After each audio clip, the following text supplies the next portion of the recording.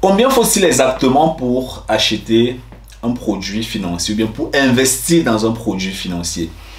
Alors, c'est une question qui revient toujours. On me demande avec combien est-ce que je peux me lancer dans les marchés financiers en bourse? Avec combien est-ce que je peux me lancer? Hein?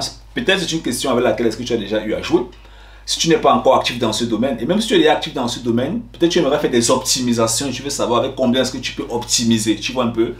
Donc, ce sera exactement l'objet de cette vidéo. Je vais partager avec toi des techniques vraiment intéressantes qui vont te permettre soit de déterminer le montant avec lequel est-ce que tu veux te lancer, soit alors d'optimiser les investissements que tu as déjà eu à faire. Tu es nouveau dans la chaîne YouTube, tu aimerais avoir des vidéos comme celle-ci. Tu t'abonnes, tu actives la cloche. Dans la barre de description, tu as des formations gratuites qui vont te permettre en fait de faire tes premiers pas dans le secteur financier. Et n'oublie pas bien sûr, après la vidéo, dans les commentaires, tu me dis qu'est-ce que tu en penses. Alors la question des débutants en fait souvent c'est avec combien est-ce que je peux commencer.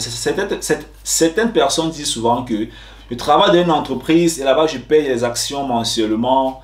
D'autres vont dire j'ai appris qu'on peut commencer à payer les ETF, les fonds avec ceci. Qu'est-ce que tu conseilles, qu'est-ce que tu recommandes, hein?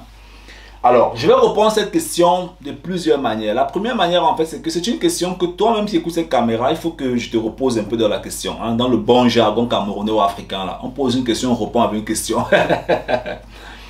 Si tu poses la question de savoir avec combien est-ce qu'il faut commencer, ça veut dire que tu as un problème d'information. Est-ce qu'on est d'accord? On est d'accord? Alors, si tu es d'accord avec moi que tu as un problème d'information, qui dit information dit éducation. D'accord? Tu as un problème d'information, tu as un problème d'éducation. Parce que tu veux savoir avec combien est-ce qu'il faut commencer. La deuxième chose qu'il faut comprendre en fait, c'est que la finance est personnelle. Ça dépend de tout un chacun. Ta finance dépend de celle de ton cousin, celle de ton frère. Ça, on n'a pas besoin de débattre matin, midi, soir dessus. Tu es d'accord avec moi? La troisième chose, c'est que la vision financière des êtres humains est complètement différente. Quand tu vas aller chez un banque, il va te dire que tu peux commencer avec 100, avec 25 euros. On va te dire que tu peux faire des programmes d'investissement avec 25 euros. En général, sur le montant des programmes d'investissement passifs minimal, c'est 25 euros. Mais stop. Il y a un truc que tu dois comprendre. 25 euros peut t'amener nulle part, par mois. Hein? Parce que si tu veux vraiment gagner du cash, 25 euros par mois, je ne sais pas si on peut calculer. Hein? 25 euros par mois, attends, tu vas voir. 25 euros multiplié par 12. Ça fait 300 euros par an, multiplié par 40 ans de salariat. Ça fait 12 000 euros. 12 000 euros va te donner ça. Tu vas faire quoi ça à la retraite? Attends, avec 12 000 euros, tu épargnes 40 ans. Est-ce que ça peut t'aider à la retraite? Parce qu'il y a des gens qui font ça en fait. On leur dit que tu peux mettre 25 euros, ils mettent aussi 25 euros. Déjà que les premières années, quand c'est un produit financier qui passe par les banques ou les assureurs, les premières années ne sont pas converties un sur le marché. Ce qu'il faut d'abord noter. Donc, j'ai été extrême dans les calculs. Si tu le fais toi-même, tu peux optimiser en cours de route.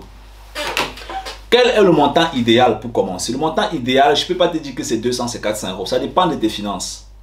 Est-ce que, en finance, on dit que il est conseillé de mettre 10% de ses revenus de côté? Certains leaders disent 20%, d'autres disent que tu dois être hard, tu mets 50% de côté. Est-ce que tu es prêt à faire ce pas? Est-ce que tu n'es pas prêt? C'est complètement personnel. Je ne vais pas t'imposer de le faire.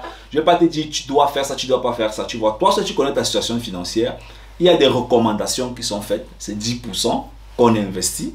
Si tu peux mettre 10%, tu gagnes 4 000 euros, 3 000 euros, 2 000 euros par mois. Si tu gagnes 2 000 euros par mois, alors il est recommandé d'investir 200 euros.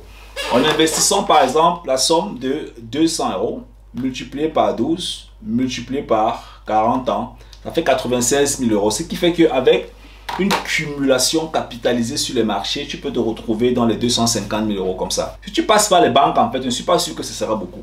Bon, on peut se retrouver dans les 100 quelque chose. Tu vois un peu si tu passes par les banques. Mais si tu le fais toi-même, avec une stratégie moyenne, défensif, offensif, et de temps à autre, tu fais des optimisations sur les stratégies offensives, alors tu peux battre en fait de très bonnes performances. Ça commence à ressembler à quelque chose qui pourra t'aider. Tu vois un peu? Donc, ça veut concrètement dire que quoi? Le montant avec lequel est-ce qu'il faut se lancer? 1, ça dépend de tes objectifs. 2, ça dépend de ta vision. Le banquier ne connaît pas où tu veux partir. Le conseiller financier ne connaît pas où tu veux partir. Quels sont tes problèmes? C'est ce que tu parles en fait, c'est ce qu'il lui résout. Ou bien c'est comme tu viens, il t'analyse en fait, c'est comme ça qu'il te propose un produit. Et quand tu signes, il a ses commissions. Le reste en fait, ça t'engage. Tu vois un peu? Donc, regarde ta finance personnelle. On conseille 10%. Si tu peux, tu fais 10%. Mais toi-même, C'est la raison pour laquelle l'éducation est importante. La bourse n'est pas une option, c'est une obligation. Pourquoi? Parce que la plupart des leaders le font, toi aussi tu dois le faire. C'est l'un des moyens, bien c'est l'un des véhicules, l'un des instruments d'investissement qui va te permettre de payer moins en impôts et de décaisser beaucoup de cash. C'est même soutenu par le gouvernement. J'espère que la vidéo t'a plu, tu es nouveau, c'est ce que tu dois faire. Tu t'abonnes, tu actives la cloche et dans les commentaires, dis-moi qu'est-ce que tu en penses. Est-ce que tu es dans cette thématique? Est-ce que tu as déjà eu à signer des contrats et tu ne sais pas de quoi est-ce qu'il est question? Laisse-nous savoir. On est ensemble mon frère. Bye bye.